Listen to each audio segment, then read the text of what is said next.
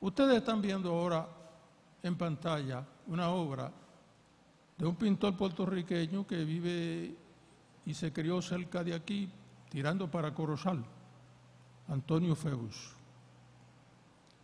Y cuando ustedes miran esa obra, cada cual piensa en lo que siente. Pero si yo le preguntara, ¿qué quiso decir Feus con esa obra? ¿Se acuerdan que en el principio Dios dijo, y sea la luz? Y fue la luz. Y antes de la luz lo que había era tinieblas, caos y desorden.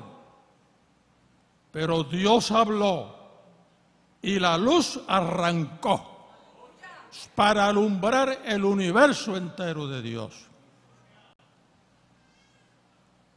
Pero el choque que él visualiza ahí entre la luz y las tinieblas se dramatiza de modo universal y cósmico en la cruz de Cristo. Vean ustedes que ahí nuevamente Dios recrea la luz. Todo es tiniebla alrededor, ¿verdad que sí? ¿De dónde sale la luz? La luz sale de las manos de Cristo, ¿verdad que sí? ¿Y verdad que las manos de Cristo iluminan aún la mano del que tiene la maceta en la mano? Eso tiene mucho significado. La luz de Cristo no está restringida. La luz de Cristo está abierta.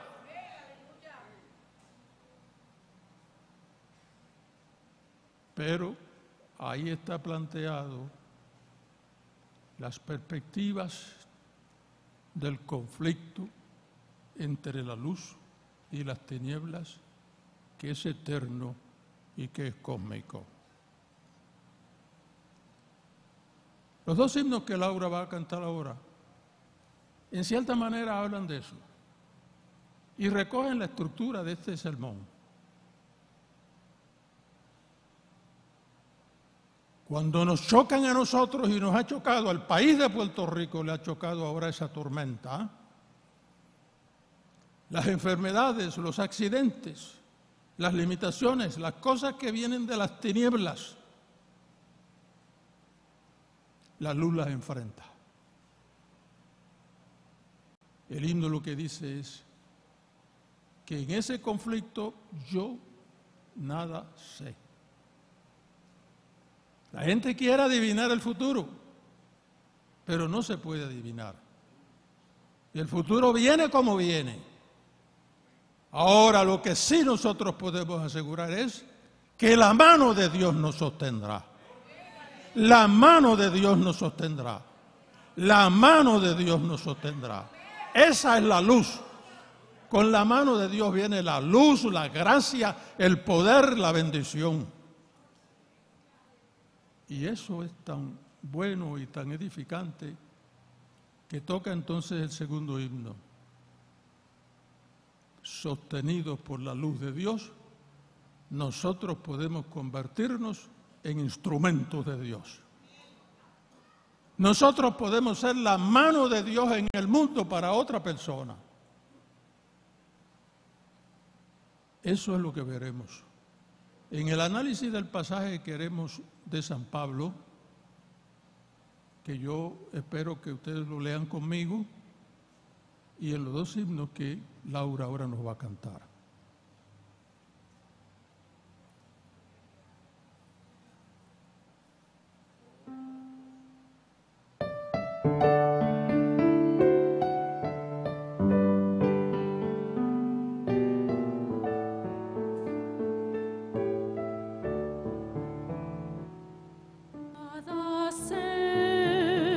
Sobre el futuro desconozco.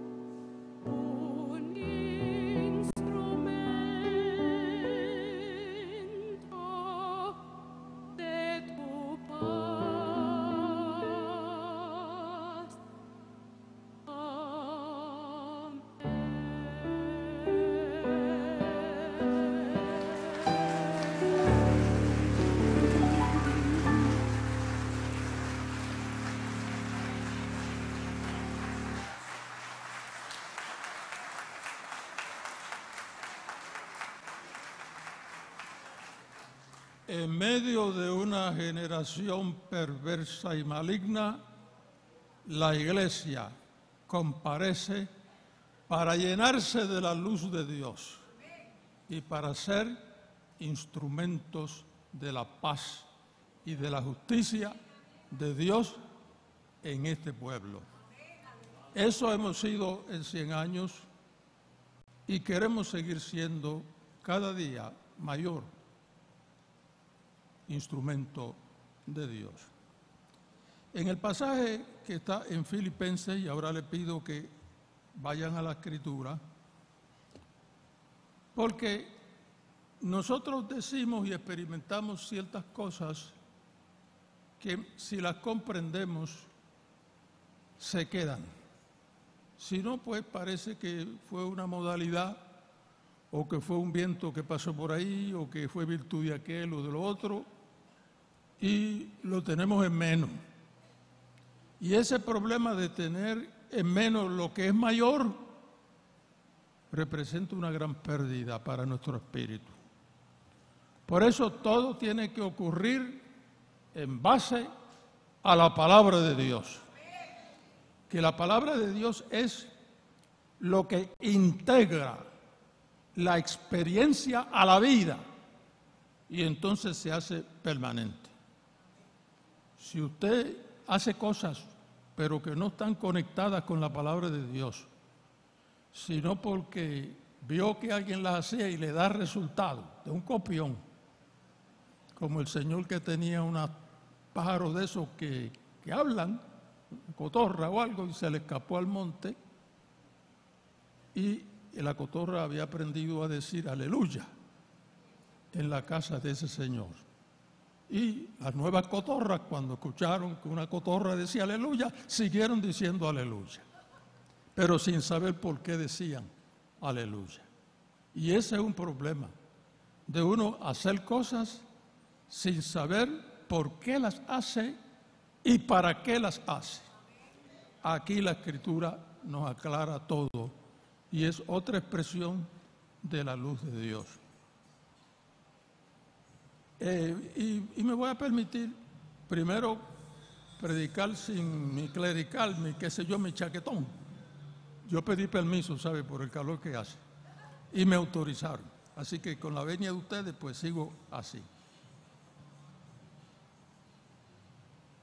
Vean el versículo número 1 de Filipenses 2. Por tanto, eso como cuando uno dice por tanto es que había dicho otra cosa. Y a base de esa cosa viene esta cosa. Si hay alguna consolación en Cristo, si hay algún consuelo de amor, si alguna comunión del Espíritu, si algún afecto entrañable,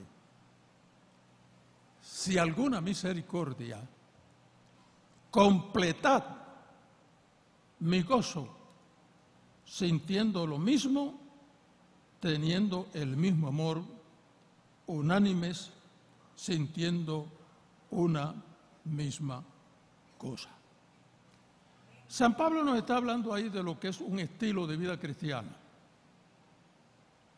San Pablo nos está hablando ahí que yo veo aquí abanico, ventana, equipo electrónico, cemento, tecnología, música, muchas cosas hay aquí. Pero lo que hace que esta iglesia sea iglesia es esto: el consuelo de amor, la comunión en el Espíritu. Fíjense en qué nota, que a mí me dicen cuando voy a comprar los productos que haga una nota, tú sabes, porque voy a comprar y dejo la mitad. Tengo que estar mirando la nota, el anaquel y la nota, para estar seguro que yo me llevo todo lo que es.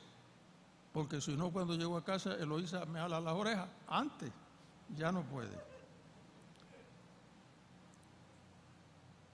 Si algún afecto entrañable. Miren, cuando yo me gradué de escuela superior, la iglesia de Guaynabo En los reconocimientos me dijo, aquí está el cheque de la matrícula para la universidad. Esos son afectos entrañables. Eso no se olvida. Eso es lo que es la iglesia, que tiene entraña y va a las entrañas de la gente. Aquí la relación de nosotros no es cómo tú te vistes, ni si eres gordito o eres flaquito, si eres de este barrio o de aquel otro barrio. Aquí la relación es de corazón a corazón, de entraña a entraña, de espíritu a espíritu. Esta es una relación integral, bendito sea el nombre de Dios. No hay sitio en el mundo donde una persona se pueda ver en totalidad como en la iglesia. Si el ejército de los Estados Unidos está reclutando, mira, muchachos jóvenes de 15 o 18 años, un viejo como yo, le pasan por el lado. Tú sabes, no tiene importancia. O sea, que miran las cosas desde el punto de vista del interés parcial de ellos. El ladrón, cuando te viene a asaltar, lo que está pendiente es de la cartera. La desgracia de la óptica humana es mirar a las personas desde un solo ángulo. Hay que mirar la totalidad de la persona. Eso sana a uno. Cuando yo era pastor, ¿sabe que había la cuestión de que las damas no podían venir en calzones a la iglesia y que esto que lo otro? Y entonces me decía, pastor, ¿te la dejó subir al púlpito? Y entonces le dije, es que yo la vi toda ella, yo no vi los calzones nada más. Y hay gente que está mirando los calzones nada más, ¿te das cuenta? Hay que ver la persona en totalidad. Oye, cuando uno ve a la persona en totalidad, la disfruta más. Siente una bendición, siente un refrigerio, siente una paz, perdona cosas, tú sabes, a veces perdonan cosas, ¿entiendes? Por otras cosas que son más fundamentales. Pero cuando usted se ampara en el detalle, pero la iglesia es donde Dios lo ve todo. Y nosotros tenemos que aprender a verlo todo. No ciego, a verlo todo.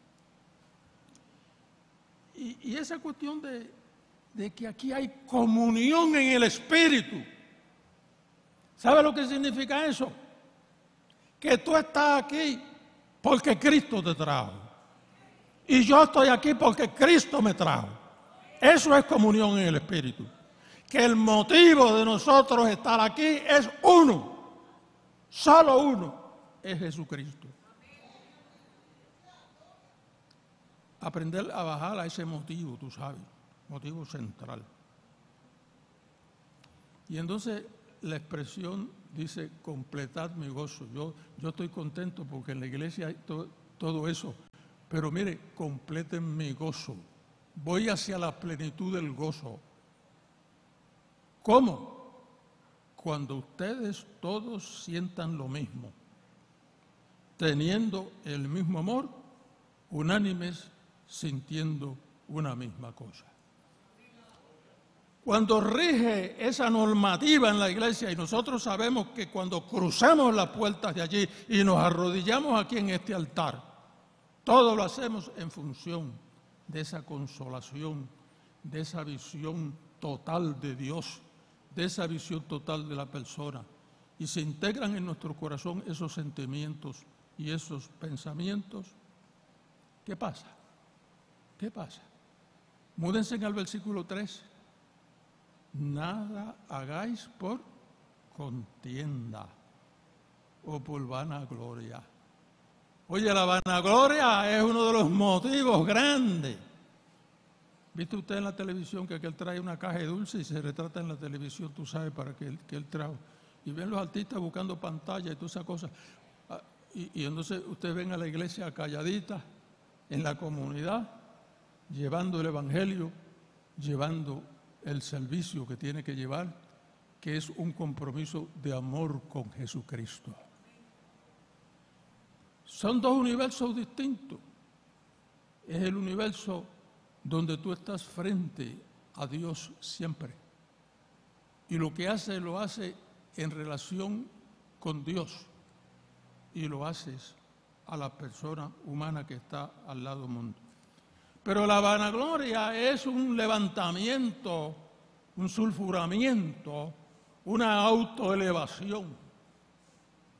Y yo hago esto para anular a aquel.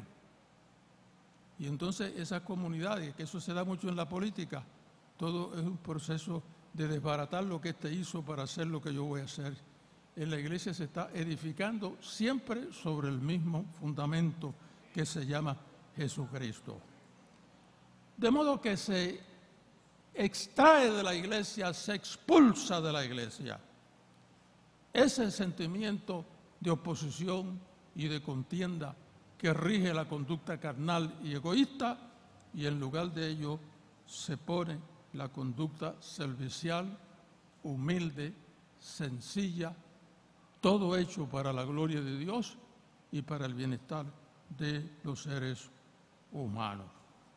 En resumen, no del mensaje, sino de este punto, no mirando cada uno a lo suyo propio, sino cada cual también por lo de los otros. ¿Qué cosa es esa? Que en la iglesia yo me puedo, en cierto sentido, descuidar de mí porque el hermano que está al lado está mirando por mi favor. Y yo estoy mirando por el favor del otro, no tengo que estar lleno de mi ego. Es como un colectivo de bendición que corre de cristiano a cristiano. Es como una defensa total y global del pueblo de Dios. Cuando decimos somos el pueblo de Dios, que lo dijimos al principio, pues esa es la característica del pueblo de Dios. Una defensa global y total de la palabra de Dios y de las vidas que Dios nos ha encargado a nosotros mantener. La pregunta es, ¿cómo se puede construir un estado de vida con un estilo cristiano a los niveles de esa perfección que se describe aquí? Bueno, la carne y la sangre no pueden. La carne y la sangre, ¿qué pasa? No heredan el reino aunque quieran. ¿Cómo se puede? Entramos al segundo punto de este mensaje, que es que un estilo de vida cristiano se recrea en solidaridad con Jesucristo. Arriba, arriba con Jesucristo. Arriba con Jesucristo. Él es el hilo que nos une a todos. Une nuestros corazones, une nuestras mentes, une nuestro cuerpo. Mire, Cristo lo une todo en nosotros. Si ese hilo central está bien tendido y está extendido a todos los demás hermanos. Y para que no mencionemos el nombre de Cristo como una fuerza carismática, anónima, sin significado, sin hechos concretos, el apóstol comienza a mencionar el Espíritu de Cristo, los contenidos específicos que hay en ese Espíritu. ¿En qué consiste estar en el Espíritu de Cristo? Allá un señor me dijo que él podía cruzar todas las luces rojas que quisiera, que no había guardia que lo denunciara y que no había accidente que pudiera ocurrir, porque él se encomendaba al Espíritu, metía pedal y cruzaba la luz roja. ¿Qué te parece? ¿Qué noción del Espíritu? ¿Por dónde lo lleva el Espíritu? Por los aires, por la fantasía. Estaba de amarrar, ¿te entiendes? Pero hay mucha gente que son así, que se creen que esto de la espiritualidad es un sésame ábrete, que es una cuestión de decir unas palabras mágicas, y yo digo las palabras mágicas y entonces las puertas se me abren. No. Mira lo que hay. Haya pues en vosotros este sentir, no cualquier sentir, este sentir. ¿Cuál sentir? El cual siendo en forma de Dios, Jesucristo era en forma de Dios. No estimó el ser igual a Dios, ese es el hecho. Era igual a Dios.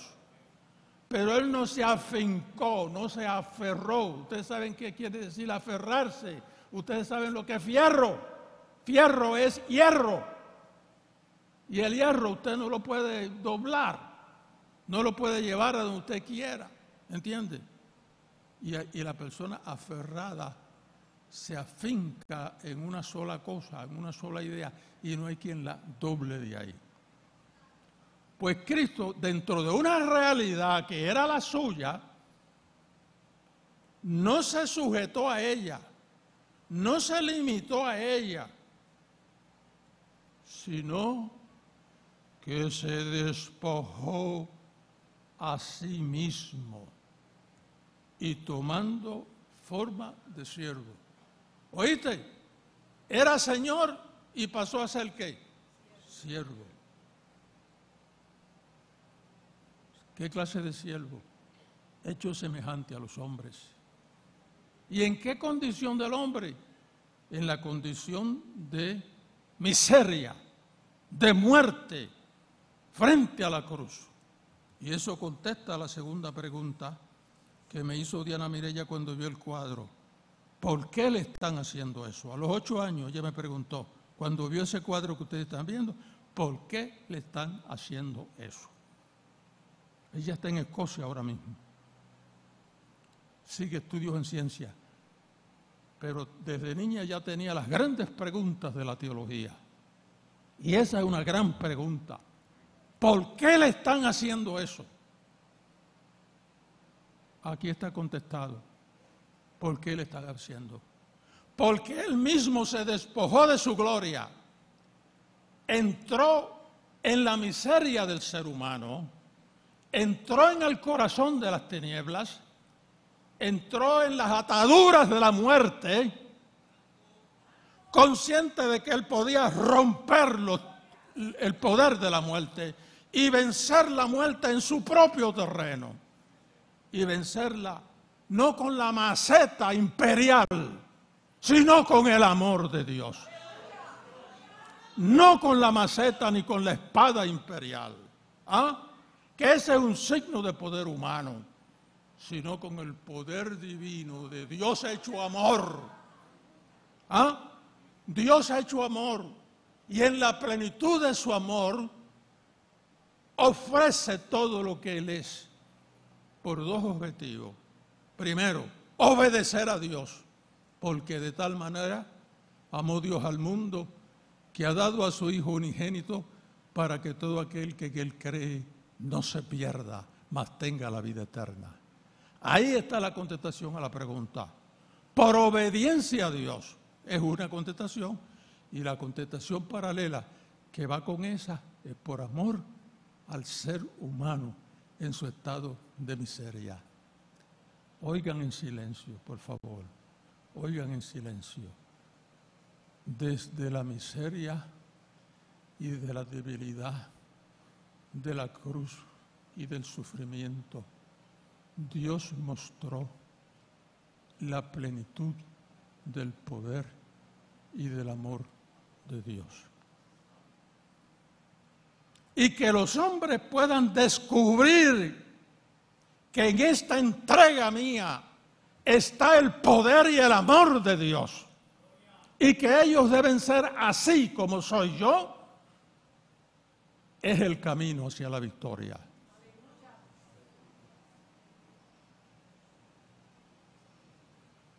En el libro ese que yo escribí de glorias, Siguiendo Camino de Gloria, hay la historia de un maestro de escuela de aquí de Vega Alta, que tenía un discípulo, y él lo regañó por algo, y el discípulo fue y le dijo al papá: el maestro me dio hoy. Y el tipo aquel cortaba a cualquiera y dice: pues vamos a arreglar con el maestro. Se echó la cuchilla al bolsillo, se paró allí en la puerta del salón y le dijo al maestro: ven acá. Como quien dice, vamos a arreglar cuentas con el muchacho ahí.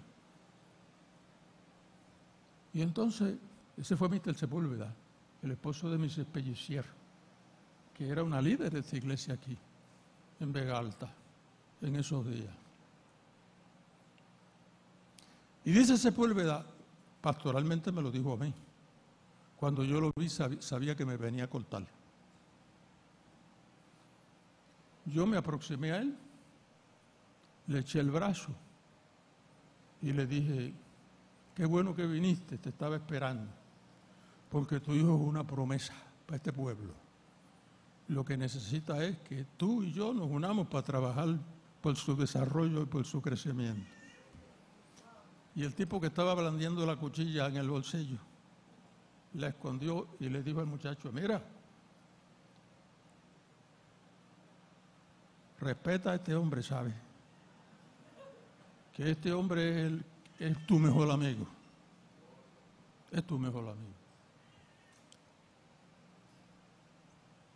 Él se puso en lugar de la debilidad, pero situado en el amor con propósito, y utilizó a maestría cómo bregar con la violencia y cómo bregar con dificultades que se crean a uno. ¿Cuántas veces uno se tropieza con gente que está loca por matarse con uno?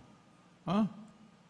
Y yo siempre que lo encuentro le digo, anda perro, sigue adelante, que tu propia fiera te consuma. Anda fiera, que tu propia ira te consuma.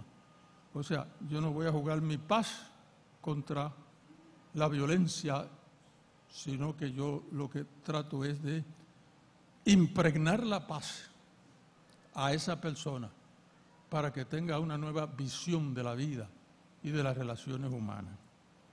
Y en cierta manera la cruz es una manera donde Cristo entró al punto de la máxima debilidad para demostrar la plenitud del poder. Y en cierta manera, Cristo también, que era divino, oigan esto, se hizo humano y desde su humanidad expresó la divinidad de Dios. ¿Qué le parece? ¿Qué le parece? El que es divino, porque es divino, se hace humano y en su humanidad, llena de amor y de confianza y de fe en Dios y en el poder de Dios, reveló el poder y el amor de Dios, que es la fuerza que convierte al mundo y que es el centro del Evangelio. Y Cristo era divino antes en el cielo. ¿Qué es lo que pasa ahora? ¿Qué es lo que pasa ahora? En esa humillación, ¿qué sucedió? Por lo cual, vean el versículo 9, Dios también lo exaltó. O sea, lo sacó de abajo y lo puso hasta lo sumo. Y le dio un nombre que es sobre todo nombre. ¿Cuál es el nombre que es sobre todo nombre? Es el mismo nombre de Dios. Para que en el nombre de Jesús se doble todas rodillas de los que están en los cielos. Y en los cielos Cristo antes era divino, pero no era divino en la tierra. ¿Ah? Y ahora el Señor declara que es divino en el cielo y es divino también en la tierra y debajo de la tierra. O sea que la divinidad de Cristo afecta ahora todo el universo. Cristo es divino en el cielo, pero si yo no voy al cielo, ¿para qué me importa? Donde Cristo tiene que ser divino es aquí en la tierra. En la tierra como lo es en el cielo. Ahora Cristo es divino en toda la esfera del ser, de la existencia, y toda lengua confiese que Jesucristo es el Señor para la gloria de Dios. Aquí entonces brincamos que nos ha evidenciado cómo Cristo llegó al fondo de la miseria humana para revelar la divinidad de Dios a los seres humanos. Y ahora los seres humanos conocen la divinidad y la humanidad de Jesucristo y el señorío de Jesucristo en cielo y tierra. Por tanto, pasamos al versículo 12, ya aquí se ha está brincando de los efectos de la humildad y del amor y de la obediencia a Dios en la vida de Cristo. ¿Verdad que sí? Que eso es todo lo que hemos tratado hasta ahora. Ahora vamos a tratar los efectos de la obediencia y el amor de Dios en la vida de nosotros, que somos seguidores de Cristo. Por tanto, amados míos, como siempre habéis obedecido, no en mi presencia solamente, sino mucho más ahora, en mi ausencia, ocupaos de vuestra salvación con temor y con temblor. ¿Cuál es la expectativa? La expectativa es de que esta iglesia y cada uno de nosotros nos consagremos al Señor. Nos ocupemos, no estemos en vacío, no estemos en neutro. Mira, con tanta malicia espiritual que hay en el ambiente, si tú tienes la mente vacía, ¿qué es lo que pasa? Se le meten por cualquier grieta, se le mete a uno un demonio de eso, y cuando eso, el pecado, ¿qué es lo que pare? Pecado. Y el pecado multiplicado, ¿qué es lo que pare? La muerte. Ve que uno tiene que estar en cierto sentido, ¿cómo dice aquí? Consagrado, ocuparse, tener esto como una realidad central, no como una diversión ni algo de ocasión y de temporada, sino permanente en la vida de uno, tener un sentido de reverencia que le muestre a uno que la salvación de uno es lo que está en juego, ¿ah? Y también la salvación del mundo. ¿Y por qué podemos hacer eso? ¿Por qué podemos hacer eso? Miren el versículo 13. Porque Dios es el que en vosotros produce así el querer como el hacer por su buena voluntad. ¿Qué les parece, hermano? Yo tengo un querer. ¿Te acuerdan que antes decía fulano de tal tiene una querida? Quería decir que él se quería a él mismo con esa otra persona. Hay gente que no aman, sino que se quieren a ellos, usan a las personas para quererse a ellos mismos con la otra persona, no que aman a la otra persona. Fíjate lo distinto. Regístralo, siéntelo, porque Dios es el que en ti produce el querer como el hacer por su buena voluntad. Porque si el Espíritu de Dios me toca y me produce un sentimiento, un deseo, una voluntad de hacer algo, tengo que hacerlo. Tengo que hacerlo. Porque Dios es el que lo quiere. Mi querer es el querer de Dios. Pero no solo Dios produce quereres, sino que produce poderes para hacer lo que se quiere hacer. Oiga, allá un tipo salió soñando que debía matar a su esposa. Vio que Dios lo quería y fue y la mató. ¿Te das cuenta? Estaba también consagrado, se había metido en unos ayunos. ¿Sabe Dios qué planes tenía por otro lado? ¿Entiendes? Que fue y fusiló a su esposa. ¿Entiendes? Y lo conectó con un asunto como de Dios. No. Vean las tres ataduras que hay aquí. Dios es el que produce. Dios produce sentimientos, pasiones, ideas, propósitos. ¿Tú lo has sentido? Por eso estás aquí. Porque lo has sentido. Dios te ha dirigido, Dios te ha levantado, Dios te ha puesto esa inquietud. Tenla como cosa de Dios, no tenla como cosa casual. Y Dios te permite también hacer lo que tú quieres, lo que Él ha puesto. Pero está regido siempre, ¿por qué? Por su buena voluntad. Nada de lo que yo quiera puede hacerle mal a la otra persona. En el querer de Dios hay una voluntad amorosa que es la base, mire, de la salud mental. uno se siente saludable porque el amor de Dios cura y sana los sentimientos y las pasiones de uno. Hablando terapéuticamente, a veces uno siente cosas que no son y tiene que analizarse, tiene que llevarla y sujetarla a la palabra de Dios. Y si la cosa no pega con la voluntad de Dios, no va. No va porque no va. Porque en el nombre del Señor reprenda la malicia, la maldad. Por eso es que esto tiene un efecto sanador y tiene un efecto también de levantar. Tú no estás depresivo porque tú estás sensible a la voluntad de Dios, que es buena, que es poderosa y que es saludable. Y naturalmente, por ser la voluntad de Dios, mira los frutos. Haced todo sin murmuración. Se pueden leer corridos. Para que seáis irreprensibles. Y seáis sencillos, oiga. Hay personas que son tan complejas, ¿verdad? Tan difíciles de traer cuando la sencillez es tan buena. Hijos de Dios, sin mancha. Irreprensibles. Nadie le puede poner defecto en medio de una generación maligna.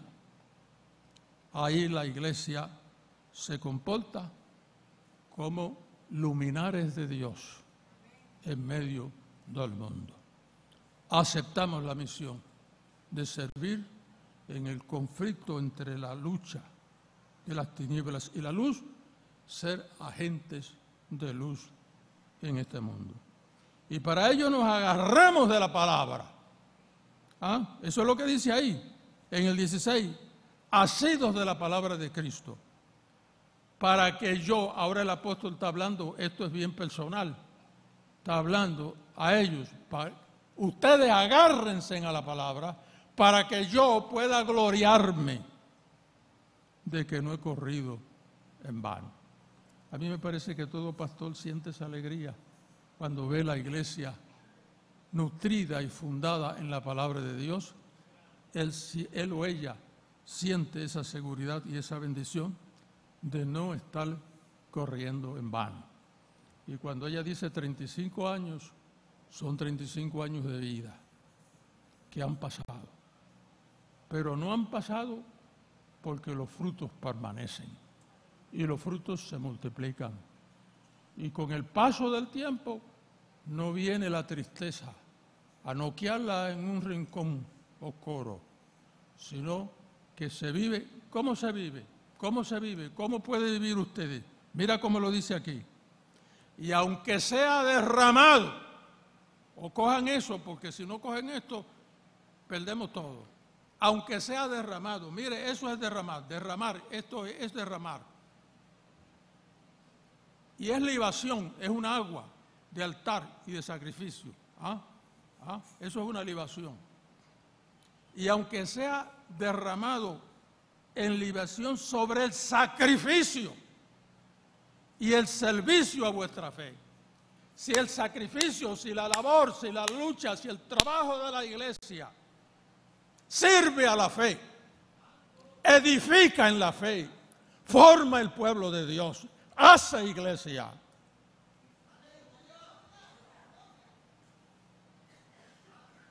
Nos regocijamos.